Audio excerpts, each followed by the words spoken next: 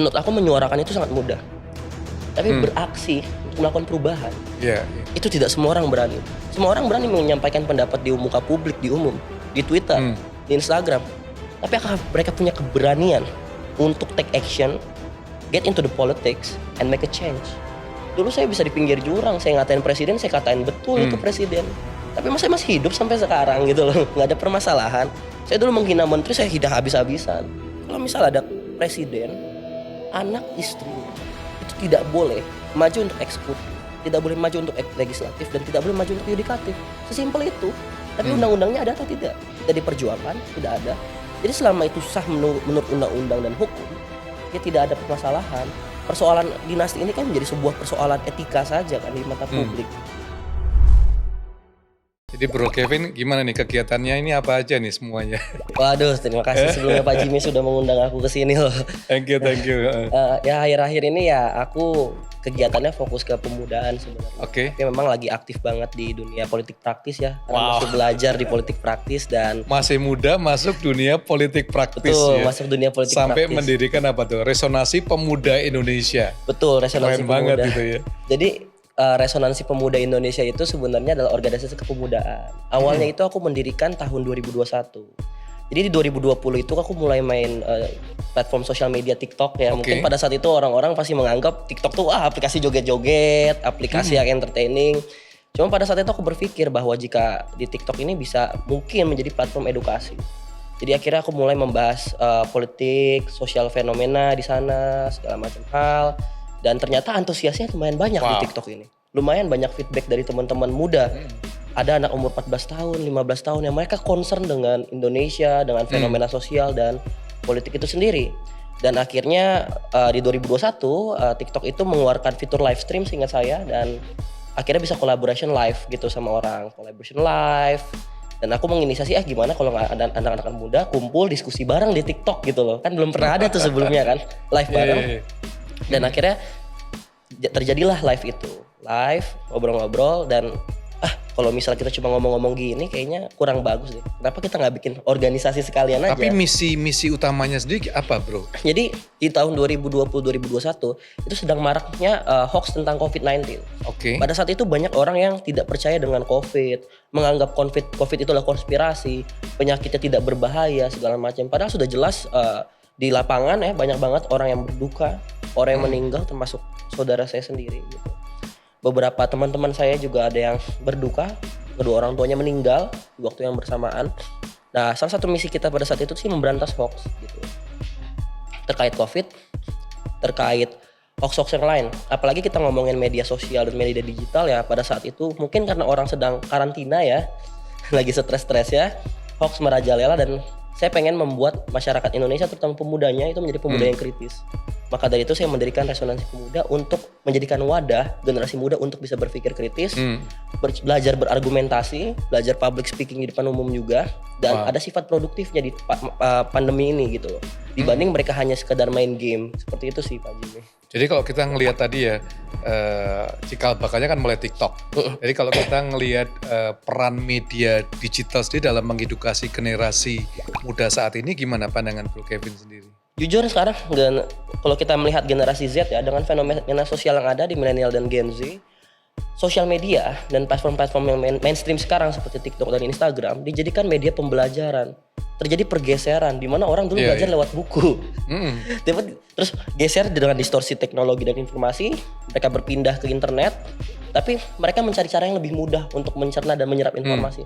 Akhirnya TikTok dan Instagram menjadi platform untuk mereka belajar, ditambah lagi banyak konten kreator, mungkin banyak juga platform-platform konten yang mengedukasi juga. Dan akhirnya pola pembelajaran ini bukan hanya lewat visual dan membaca saja gitu, bukan literasi saja, tapi mereka juga lewat video itu. Jadi perubahan ini terjadi sangat cepat juga Pak Jimmy, gitu loh. Dan jujur saja cukup menyedihkan juga di satu sisi karena ini jadi pedang bermata dua. Karena dengan adanya mungkin konten kreator yang hidup sekarang, ada the death of expertise gitu loh. Orang-orang yang mungkin dianggap ahli tidak dipercaya, mereka lebih percaya sama selebgram dan konten kreator. Di satu sisi ada keburukannya seperti itu Pak Jimmy. Jadinya ada sebuah trade off lah ya bisa dibilang. Di satu sisi masyarakat bisa dapat informasi dengan mudah, di satu sisi kepercayaan masyarakat terhadap ahli berkurang, mereka lebih percaya sama influencer terutama di Gen Z. Gitu sih Pak Jimmy. Jadi kalau ngelihat Gen Z ya, Bro Kevin, apakah Gen Z benar-benar saat ini atau milenial sampai Gen Z interestnya dalam dunia politik? Kenapa sampai resonansi pemuda itu memasuki landscape politik praktis? Sebenarnya untuk resonansi pemuda sendiri tidak masuk ke dalam politik praktis secara real ya. Maksudnya mereka membela satu pihak apa segala macam. Kita sih mengedepankan independensi terhadap resonansi pemuda itu sendiri. Anggota resonansi memiliki hak masing-masing untuk berpolitik. Misalnya contoh ketua umumnya mau mendukung 02, sekjennya ternyata dukung 03, bendaharanya dukung 01, itu nggak masalah. Itu part of the democracy itself kayak gitu. Jadi ya kalau misalnya aku melihat landscape politik ya saat ini, Gen Z dan milenial sangat berminat untuk hal itu. Bisa dilihat mungkin di Twitter ya, banyak yang trending. Dan itu yang nge-trendingin kalau nggak Gen Z milenial. Contoh lagi kemarin sempat ada yang ramai tentang darurat Indonesia peringatan darurat kalau nggak salah ya. Warna biru muda Garuda itu cukup menggegerkan dunia sosial media. Dan itu ternyata dimotori oleh milenial dan Gen Z. Dan ternyata memang Gen Z dan milenial punya ikut andil dalam politik. Dan mereka sudah mulai sadar. Permasalahannya itu ada dua hal sebenarnya. Pertama itu kepercayaan mereka terhadap pemerintah dan rasa apatisme mereka. Apakah terjadi perubahan yang signifikan jika mereka ikut dalam kontestasi politik atau berkontribusi di politik. Maka dari itu aku harap sih sebenarnya salah satu dibentuknya resonansi pemuda agar anak-anak lebih proaktif juga, bukan hanya menyuarakan. Menurut aku menyuarakan itu sangat mudah. Tapi beraksi untuk melakukan perubahan, itu tidak semua orang berani. Semua orang berani menyampaikan pendapat di muka publik, di umum, di Twitter, di Instagram. Tapi apakah mereka punya keberanian untuk take action, get into the politics, and make a change? Dan inilah yang sebenarnya menurutku harus coba ditingkatkan juga dari teman-teman Gen Z dan milenial. Maka dari itu aku mengajak juga teman-teman resonansi pemuda, it's okay we have a different choices in politics, but at least coba masuk ke dalam dan make a difference. Wow. Jadi kalau you ngelihat dari kacamata Bro Kevin itu dari teman-teman resonansi ini, gimana sih peta politik di Indonesia saat ini? Ini kan hampir selesai pilkada, selesai pilpres, pileg, lalu pilkada. Gimana kalau kita ngelihat peta politik di Indonesia ini dari pandangan kacamata Gen Z atau resonansi pemuda? Mungkin kalau teman-teman resonansi pemuda banyak yang berbeda pendapat juga sama aku, apalagi dalam kontestasi pilpres ini ya. Karena jujur dari entitas mungkin tidak membicarakan tentang pilihan, tapi dari kacamata peta politik di Indonesia menuju era demokrasi ini. Kalau kita lihat sih sebenarnya secara overall, secara general, demokrasi Indonesia masih berjalan dengan baik-baik saja ya. Karena memang kemarin pilkada berjalan dengan santai, dengan damai. Tidak semua daerah di negara-negara lain itu gimana you bisa ngomong baik-baik saja, sedangkan yang lain ini demokrasi terancam mati, bunuh diri gitu kan. Itu dari tokoh-tokoh yang sudah nasionalis cukup berakar gitu ya. Tapi apakah ada persekusi terhadap mereka? Tidak ada kan? Itu kan adalah bentuk demokrasi juga. Mereka berbicara, mereka mengatakan demokrasi telah mati. Kalau zaman dulu langsung hilang ya? Ya, kalau dulu gitu kan langsung hilang gitu. Kita bisa balik ke zaman 98, saya baru lahir itu. 98 kebetulan. Jadi saya lahir pas demo besar-besaran pada saat itu. Dan kita lihat kalau memang demokrasi sudah mati, tidak boleh ada orang yang nge-vote terhadap pemimpin. Tidak ada demos dan kratos di sana. Tidak ada pilpres, ada pilpresum.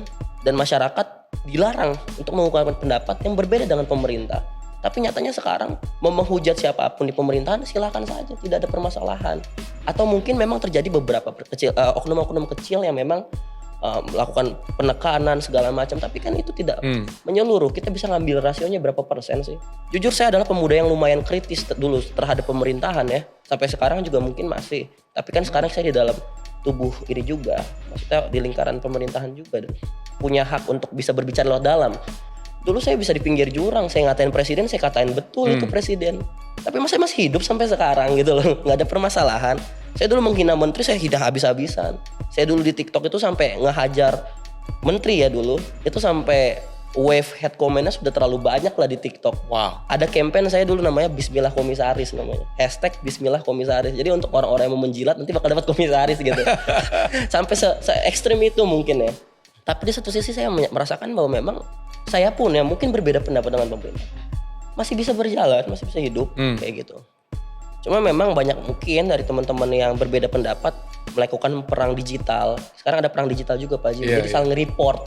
Jadinya ke-ban akunnya, videonya hilang. Itu kan saling report. Jadi semakin banyak masa yang mereport videonya kemungkinan akan hilang gitu loh. Karena diprotes lah sama masyarakat. Jadi menurutku demokrasi ya mungkin menurutku pribadi tetap masih berjalan sampai sekarang. Pilpres dan pilkada masih berjalan seperti kemarin juga, damai, tentram, tidak ada kerusuhan, tidak ada kericuhan. Dan setiap orang juga punya hak andil masing-masing sih. Terlepas pilihannya kiri, kanan, atas, bawah sih. Seperti itu. Jadi kalau lihat peta politik Indonesia sendiri, dari Terbelah pandangan- dua tapi si Pak Jimmy memang. Gimana? Terbelah duanya gimana ini? Seru juga ini. Sebenarnya terbelah dua. Jadi ada kalau kita ngomongin mungkin dari rekam jejak, mungkin dulu kan Indonesia itu terbagi menjadi nasakom lah ya, nasionalis, agama, komunis. Kalau sekarang mungkin dibagi dua, nasionalis dan agama itu, religius, nasionalis religius. Cuma yang sekarang terjadi itu pasca terjadinya Pilpres kemarin bukan politik yang seperti terjadi di 2016, politik identitas. Kemarin alhamdulillah tidak ada terjadi politik identitas. Sangat harus disyukuri bersama. Tapi yang terjadi itu perbedaan antara kubu Banteng dan kubu Garuda gitu. Ada dua faksi yang berbeda gitu. Dan menariknya dalam konstelasi politik saat ini yang bisa aku katakan seperti dulu pas zaman 2016 Anies itu didukung FPI, Ahok didukung oleh geng-gengan yang lain misalnya. Ini terjadi crossover gitu loh. Sekarang si Anies satu sama meja.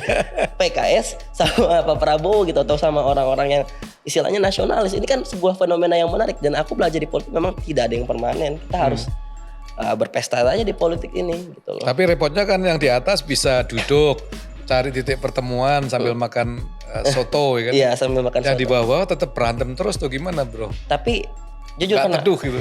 jujur saja sebenarnya kalau saya kan memang bukan berasal dari kalangan elit. Saya bisa dibilang kalau anak-anak Gen Z tuh saya katain jamet dibilangnya. Kevin ini jamet gitu. Ya, nah di teman-teman saya di kalangan teman-teman jamet atau teman-teman yang daerah rural atau suburban tidak terlalu signifikan keributan politiknya dibanding yang waktu kemarin 2016-2017. Iya. Jadi memang peleburan ini memang benar terjadi gitu. Peleburan benar-benar terjadi dan membuat masyarakat tidak terlalu ekstrim memandang politik.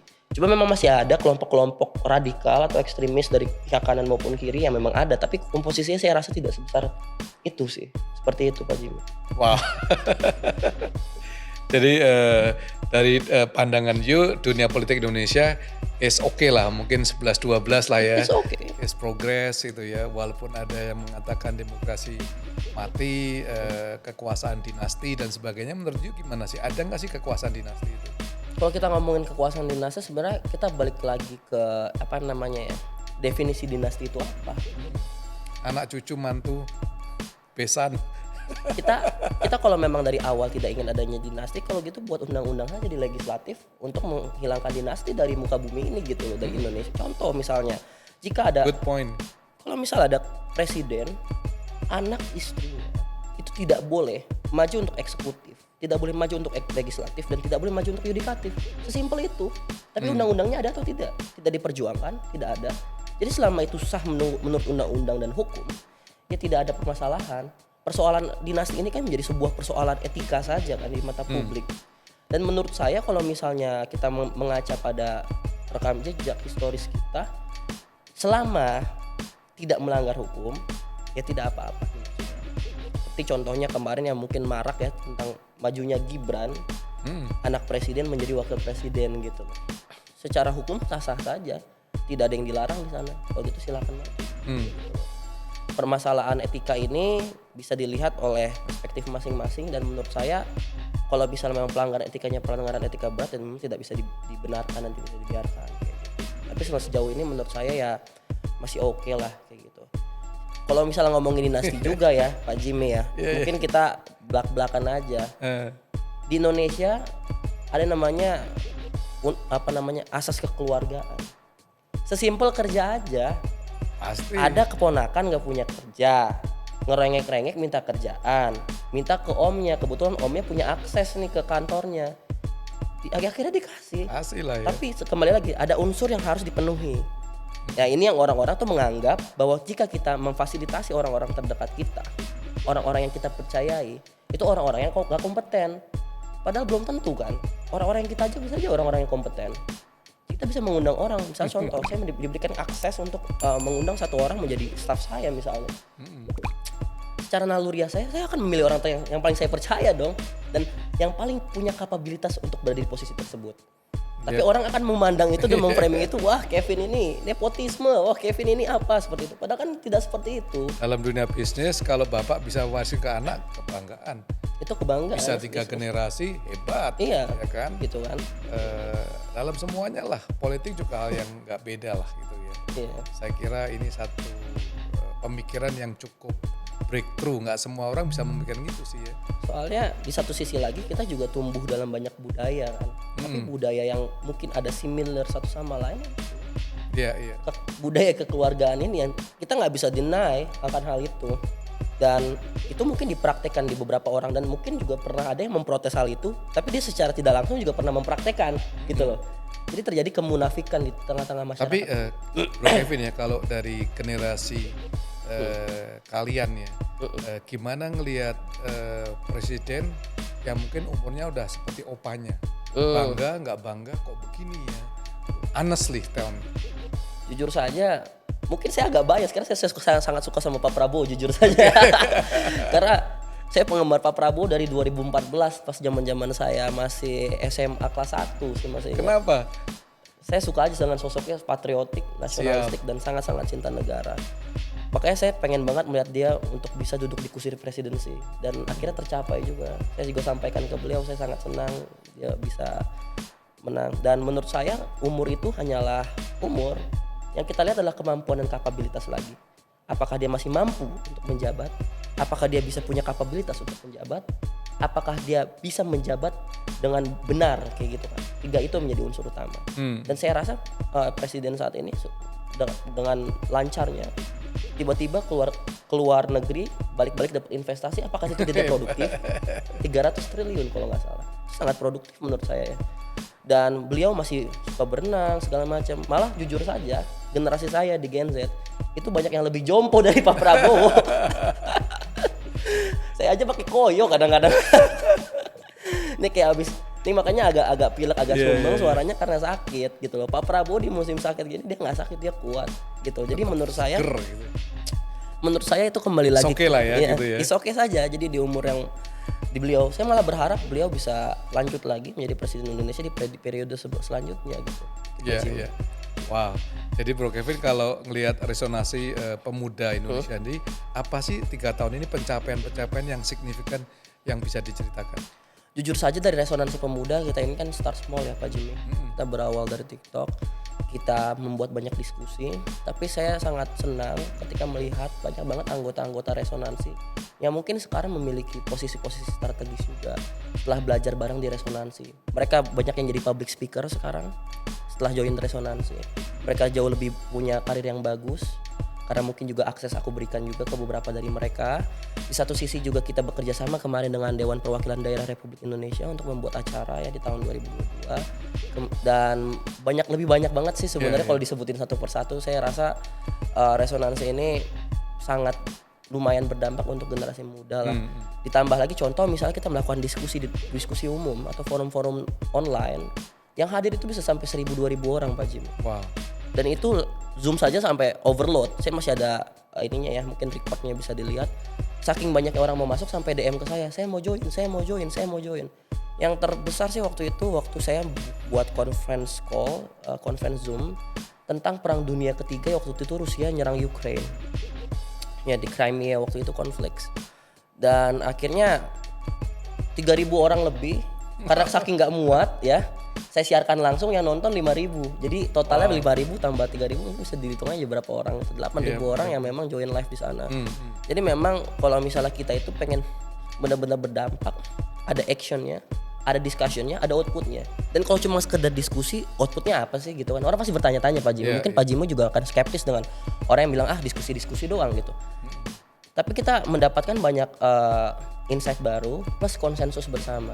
Jadi ketika kita lakukan forum tersebut, kita lakukan voting Pak Jimmy. Jadi dari 3.000 orang atau ya berapa orang yang pada saat itu di topik tersebut ikut join meeting call, mereka punya hak untuk mengisi form. Di form itu mereka bebas memilih iya atau tidak. Misalnya contoh nih, ini contoh singkat ya. Misalnya kemarin tentang rancangan undang-undang RKUHP. Kan kemarin sempat mau dirubah tuh ya RKUHP dan sudah dirubah. Sebelum RKUHP itu disahkan, aku membuat pola diskusi yang sama bersama teman-teman Gen Z dan milenial. Dan kita mendapatkan konsensus bersama bahwa ternyata sekitar 55% dari anggota audiens pada saat itu, anggap aja kayak parlemen kecil lah gitu, menolak RKUHP ini untuk dilanjutkan. Apalagi pasal-pasal seperti tidak boleh adanya penghinaan terhadap presiden, penghinaan terhadap lembaga negara.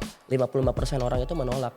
Dari komposisinya sekitar 1.500 orang yang voting pada saat itu. Itu kan sebuah output yang mungkin bisa jadi indikator representasi suara gitu, dari suara digital. Walaupun mungkin tidak 100.000 orang atau 300.000 orang, tapi kan setidaknya ada. Dan anak-anak tersebut berpartisipasi andil, aktif, dan berbicara, dan saya cukup senang sekali. Jadi ada dulu namanya Rara, salah satu anggota resonansi, umurnya masih muda. Dia pertama awal cerita ke saya seperti ini, Kak Kevin, aku nggak bisa berbicara, jujur saja aku nggak bisa berani ngomong. Dia ngechat aku seperti itu. Aku bilang, kamu besok ikut meeting kita, maksudnya meeting mingguan, kan ada berita apa kita bisa meetingin, coba kamu berbicara. Akhirnya dia mulai berbicara, akhirnya saya mulai mendidik dia untuk bisa berbicara, dan akhirnya public speakingnya bagus. Ada juga anak umur 12 tahun waktu itu, masih ingat mungkin sekarang, Dimas ya, mungkin nonton ini juga. Dimas ini adalah anggota resonansi. Dia kenal saya tuh pas umur 12 tahun, di join juga di resonansi. Dan sekarang dia umur 14 tahun, sekarang dia udah jadi ketua OSIS di sana di sekolahnya. Sudah mulai berdampak, sudah ikut banyak kegiatan keremajaan lokal maupun nasional kayak gitu. Saya cukup bangga. Jadi ada dampak yang real bahwa menciptakan generasi-generasi muda yang benar-benar kritis dan proaktif seperti itu aja. Wah, Bro Kevin, kalau kita ngelihat Indonesia, gimana peranan atau teman-teman resonan pemuda ini menghadapi korupsi di Indonesia?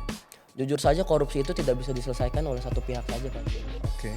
Karena semua stakeholder itu punya andil dan punya kontribusi besar untuk menghadapi ini. Cuma kalau dari teman-teman kita seperti aktivis digital, pemuda digital, salah satu hal yang paling simpel bisa kita lakukan adalah mulai dari diri sendiri, Pak Jimmy. Dengan tidak menerapkan perilaku yang koruptif, kita harus mulai melakukan aksi-aksi anti korupsi yang memang real. Karena contoh saja di daerah-daerah, mungkin daerah suburban dan rural, ketika kita bilang masalah di kantin deh, ada anak-anak yang beli gorengan itu sebenarnya bahkannya 3, tapi ngaku bayarnya cuma 1 gitu loh. Itu kan terjadi, dan itu sangat umum terjadi di daerah rural dan suburban. Karena saya berasal dari daerah tersebut, jadi saya tahu betul. Contoh lagi apa? Perilaku contohnya nyontek kayak gitu-gitu. Coba aja lawan dulu diri sendiri. Mulai dari diri sendiri. Jadi menurutku yang sangat bisa dilakukan adalah make a change in yourself, make a change in your environment. Jika ada temanmu yang melakukan hal itu. Jadi kalau seandainya Bro Kevin diberikan kesempatan ya memimpin untuk mengubah undang-undang tentang korupsi, apa yang akan dilakukan? Aku pengen adakan undang-undang perampasan aset. Itu sangat konkret, itu sangat real, dan itu harus diperjuangkan. Dan menurutku perilaku koruptif ini harus dikasih sanksi besar. Ya seperti itu, asetnya dirampas, masa tahanan diperpanjang, ada masa minimumnya. Kalau kita lihat sekarang kan mungkin koruptor banyak yang dikasih penggalan, misalnya di penjara 4 tahun, oh ternyata dipotong lah istilahnya, dikebiri jadi 2 tahun doang kayak gitu. Kalau menurut aku ada dapetin 1T 2 tahun ya oke lah. Iya, untuk 1T 2 tahun. Otaknya sistemnya nggak berubah ya. Betul, makanya ini yang sebenarnya aku punya banyak harapan ke teman-teman legislatif, terutama di DPR, karena mereka punya hak betul untuk mengubah undang-undang. Teman-teman eksekutif pun ya nggak punya sebesar kewenangan di DPR kan. Makanya aku pengen mungkin anggota resonansi ke depannya, dan mungkin aku juga siapa tahu dikasih arahan oleh Tuhan untuk ke arah sana gitu loh. Pastilah itu harus. Bisa memperjuangkan secara bersama-sama di legislatif untuk mengesahkan undang-undang yang memang terhadap anti korupsi gitu. Dan menurutku harus ada batas minimum sih untuk penjaranya. Jadi nggak bisa dilihat kayak, oh kalau korupsinya segini penjaranya cuma segini, korupsi segini. Ada bare minimum. Jadi mau seumur hidup atau hukuman mati? Kalau menurutku sih kalau untuk hukuman mati tidak perlu ya. Saya pengennya melihatnya mereka tersiksa dulu di penjara sebenarnya. Kalau mati sih itu kan enak aja, habis ngelakuin kejahatan tiba-tiba langsung hilang gitu loh. Tidak disiksa, kita harus siksa secara mental dulu seperti itu. Gitu ya. Harus disiksa dulu, koruptor tuh layak disiksa sebenarnya. Ya menurut saya sih bare minimumnya ya minimal di penjara mungkin 5 sampai 10 tahun lah. Jadi batas minimum tuh ya 5 tahun itu. Atau mungkin ada kajian lagi karena kan saya bukan orang yang paham betul ya soal undang-undang, mungkin ada kajian-kajian yang lain yang bisa dilakukan. Ya minimal ada batas bawah yang besar, bukan batas bawahnya kayak 1 tahun, 2 tahun, 3 tahun. Bikinlah 10 tahun biar mereka jerah. Sama ini juga apa namanya? Di luar itu ya. Semangat bersama sih Pak Jimmy untuk menghadapi ini. Kadang misalnya contoh korupsi itu kan datang karena ada celah ya Pak Jimmy. Iya, iya. Ketika kita nggak mau korupsi tiba-tiba ada orang yang menawarkan menggiurkan seperti itu. Itu kan kadang-kadang orang juga hilaf.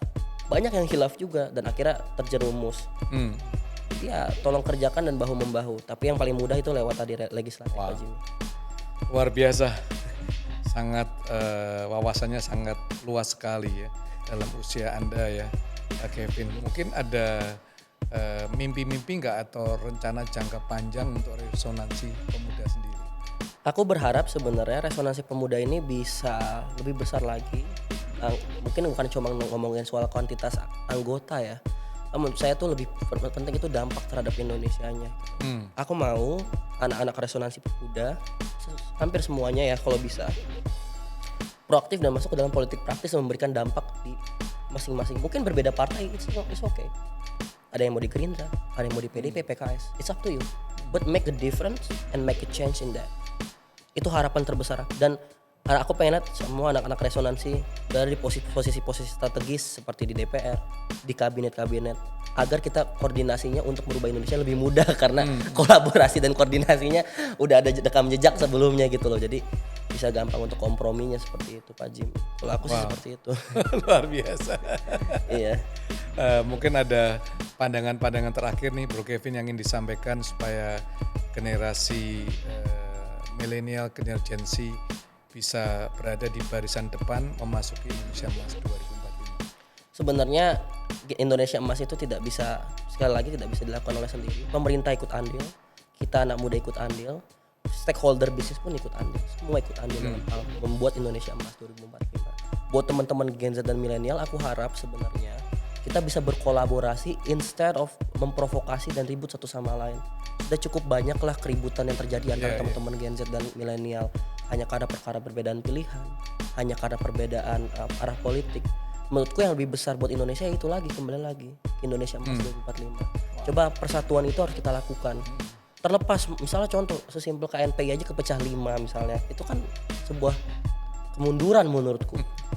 Cukup disayangkan sekali gitu ya. Di saat kita sudah harusnya bersatu, karena tantangan Indonesia Emas juga bukan hanya soal SDM-nya, tapi bagaimana kita menghadapi geopolitik yang tidak stabil.